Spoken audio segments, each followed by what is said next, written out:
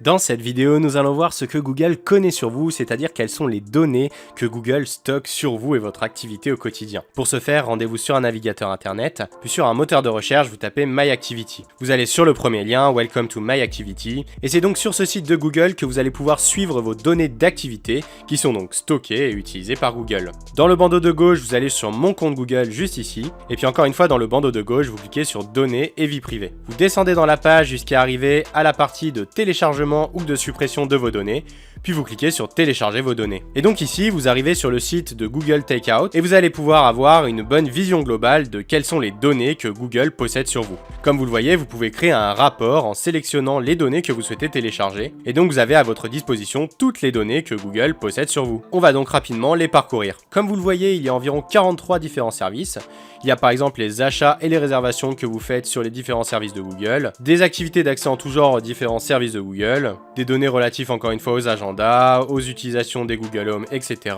Évidemment des données sur votre navigateur Chrome, vos favoris, l'historique de votre navigation, les paramètres que vous avez sur Chrome, vos contacts, vos contributions dans le moteur de recherche, que ce soit les commentaires que vous avez laissés, les notes que vous avez laissées. Évidemment, ils ont également les recherches Google que vous avez faites, tout votre Google Drive, vos données de Google Feed si vous utilisez l'application, les données de Google Pay, donc tout ce que vous avez payé sur Google Pay, les photos, tout ce qui concerne les téléchargements sur le Play Store, évidemment plein d'autres choses, comme par exemple votre historique de position. Si vous l'avez activé sur Google Maps, Google stocke votre historique de position, c'est-à-dire où vous étiez à n'importe quel moment de la journée et à n'importe quel endroit dans le monde. Également ce que vous avez renseigné sur Google Maps, c'est-à-dire les adresses que vous avez mis sur l'application Maps, lorsque vous utilisiez le GPS, votre messagerie, et puis pour terminer, quelques autres options comme vos paramètres de profil, etc. Et évidemment tout ce qui concerne YouTube, avec votre historique YouTube, les vidéos que vous avez regardées, les commentaires, évidemment tout ce qui concerne votre activité sur YouTube et sur YouTube Music. Voilà d'un point de vue global tout ce que Google a sur vous. Évidemment, vous pouvez choisir au compte-gouttes qu'est-ce que vous souhaitez désactiver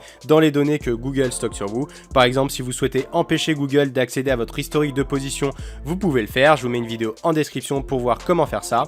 Et si vous souhaitez savoir plus en détail les données que Google a sur vous, vous avez juste à télécharger le rapport des données en cliquant sur étape suivante et en choisissant les sections que vous souhaitez, et vous pourrez donc directement aller voir les données au cas par cas. Voilà, n'hésitez pas à nous donner vos meilleures idées en commentaire, à vous abonner à la chaîne, à commenter, à liker la vidéo, et on se retrouve pour plus d'astuces et de tutos en 1 minute.